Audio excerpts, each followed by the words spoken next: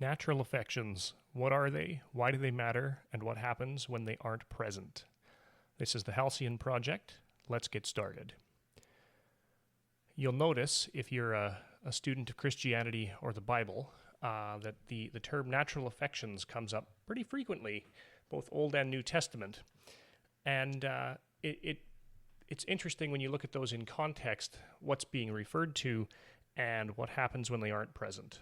So today, I want to talk a little bit about what they are, how they should be properly ordered, and what happens when they're not. So to start off with, I think probably most listeners are going to default, when I say natural affections, to thinking of the polar opposite, which, for the sake of our internet censorship overlords, I can't call by name, but we'll just say taste the rainbow. And that certainly is an inversion and a perversion of natural affection, but that's very much a downstream effect of the lack of natural affections on the front end. And I would much rather prefer to talk more about properly ordering things rather than the disordered nature of the world that we live in. If you want that, you can find it lots of places. I don't think I will add anything more to the conversation talking about the problems in the world, so I'd rather talk a little bit more about solutions, though we may come back around to the perverse side of this at the end. So natural affections are exactly what it sounds like. The things that a human being should, when properly ordered, care most about and dedicate the most effort to without actually being told in most cases. And natural affections, like everything else in a properly ordered world, are hierarchical. You have nested spheres of what should be properly appointed natural affections that sit one inside another, kind of like a Russian nesting doll. You have the highest amount of affinity and the greatest amount of responsibility to that sphere that is in the center closest to you, over which you have the greatest amount of leverage and influence, going out from there in reducing affinity, affection, and responsibility. Though, if it's in your sphere of natural affection, that natural affection and affinity still persists, or it should. So, by my reckoning, a good way to think about this, or a really easy, though not completely exhaustive way to think about this, is maybe something like God, family, extended family, religious community, neighbor, and then from there maybe a nation or an ethnic identity. And as I just said, at each of those levels, you have a nesting amount of responsibility and affinity to those things. So God and family, where there's a rub between your affinity and responsibility to God or family with your responsibility to state or neighbor, rightly ordered, you will gravitate towards God and family. Now, obviously, that's not necessarily the world we live in, but if you have a society of people that are structured in their thinking towards this kind of nested sphere of natural affection, you naturally come out the other side of that with a society that is based in subsidiarity and localism and is very bottom up as opposed to top down. Because if your natural affection and affinity is toward your neighbor before it is to somebody in another state or country, you will naturally tend to patronize your neighbor's business over some faceless multinational. You will also tend to try and resolve conflict at the lowest denominator of authority that you possibly can, where family disputes should be handled within the family, because to bring in an outside authority into the family is actually a violation of, we'll say natural affection, but certainly the sphere sovereignty of the head of that home. And is not something that would be considered a loving act. In most cases, there are exceptions and there are situations where that might be true, but generally speaking, and in a rightly ordered context, that is not the way to handle that. So if you have a society of people that have natural affections properly in order, governance and societal structure will tend to fall into that localist sphere sovereignty kind of framework, regardless of what the overarching political theory of the nation is. You can have a monarchy, a democratic republic, or any other number of governmental structures that can be rightly ordered and subservient to a natural affections, a society whose natural affections are properly ordered, and they can function properly. Now, having said that, we certainly don't live in that world. In fact, we live in almost a perfect inversion of that world. I'd probably call it something like a globalist inversion, where your loyalties are actually inverted and inside out. So instead of family at the top of the hierarchy of natural affection, your unnatural but programmed proclivity is to put your allegiance to something like political party or social ideology above family and above religion and above neighbor. So without getting myself into too much trouble with the internet censorship overlords here, as an example, half a decade ago, there were a substantial number of people, and I'm sure anybody listening knows somebody that would qualify, who, and maybe you were one of them, who cut family out of their life because their family refused to kowtow to health mandates surrounding a particular alleged pandemic. And because you wouldn't bow the knee to the ideologically motivated health order, you were cut out of their life.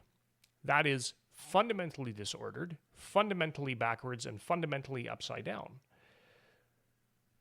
And so what you end up with in this globalist inversion is, rather than caring about the people around you, and rather than mitigating suffering in your immediate vicinity, because that's too messy, you are encouraged to care at a distance and be deeply invested in the suffering of somebody you've never met, never will, and probably will never even visit the region in which they live, because that's neat and tidy, can be kept at arm's length, and allows you to virtue signal. So I'm going to butcher the quote here. I won't even try and quote it, but a paraphrase, I think, from Solzhenitsyn was, "Everybody claims to love humanity but hates their fellow man." And that's a fundamental disordering of natural affections, because you will look at your neighbor who's having some kind of trouble and you'll sneer at them, but you'll go on social media or watch the news and you'll see something about some injustice far away across an ocean, and you will become enraged and post about it and get upset about it and drag people into arguments about it, when you can do nothing to solve that problem. You have no vested interest in it, and yet you won't even take care of your own family. It is fundamentally inverted and upside down, and it's done to keep you distracted and not working towards something that could make a difference. I think Mother Teresa once famously said, if you want to change the world, go home and love your family well. And this globalist inversion works at perfect cross purposes to that. And so if a properly ordered system of natural affections in a population breeds a society of localism and sphere sovereignty, obviously the inversion of that breeds the opposite, where you have a monolithic, unitary authoritarian power structure that seeks to flatten the world into, functionally, though they say they lift everybody up, functionally what they do is they crush everybody down so that everything is flat and there is no hierarchy, because part of this right ordering of natural affections implies hierarchy, and hierarchy is fundamentally opposed to this neo-Marxist, nihilist, relativist, post-Enlightenment neoliberal ideal that everything should be equitable. Nothing is equitable. Look around you. It's obvious as the nose on your face. Nothing is equitable in the real world, but this artificial plastic ideology says that it must be. And so, in a way, part of the outflowing of this is the system in which we live. When these things are disordered, you get the world that we inhabit now in the West. And I said at the beginning that probably most listeners are immediately thinking about, Skittles when I say natural affections as the polar opposite. And it is, but it's not, in my estimation, not the causative effect of corruption. It is the downstream consequence of the corruption. So does perversion breed a corruption of natural affections, or does a lack of natural affections breed perversion? I actually think it is both and, not either or. But ultimately, when you see this bubbling up of perversion at a societal level and the forced acceptance of it, that is a downstream effect of a fundamental corruption of natural affections. Now, obviously, perversion can seed that, but you don't see the apocalyptic unveiling. I mean that in the literal sense, the apocalyptic unveiling, not as in the end of the world, but the uncovering of these perverse subcultures and underground, strange, well, maybe the less said about that, the better. These perversions foist onto the mainstream, that is the end point of something that's fundamentally disordered. And even if you are not one of the people involved in these disreputable, perverse ideologies, if you haven't got rightly ordered natural affections, you're still contributing to the problem.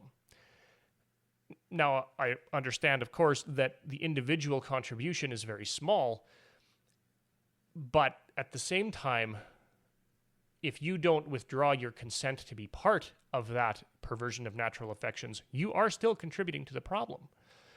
So the first thing you need to do is rightly order yourself and your natural affections such that you place things in their rightful place and you treat them the way that they should be treated. You both elevate that which should be elevated and you denigrate that which should be denigrated, and you ignore what deserves to be ignored because you can't care about everything and you shouldn't try. So in a very real sense, the externalization of perversion in society, yes, it's a consequence, but interestingly enough, it's also the judgment. It's basically God saying, if you won't rightly order your affections and you won't rightly order your life, I'm going to give you exactly what you want, and what you desire becomes your own punishment. Now, that's true on a personal level, and obviously we're seeing that at a societal level. And so I guess the takeaway from that is that ultimately it doesn't matter how you vote. There are no political solutions to spiritual problems. And maybe that's a really good place to leave it, actually. There are no political solutions to spiritual problems, and the only way that the West digs itself out of the grave that it's dug for itself is to wake up, smell the coffee, rightly order affections, and start behaving the way that everybody knows that they should but can't be bothered to because it's too difficult.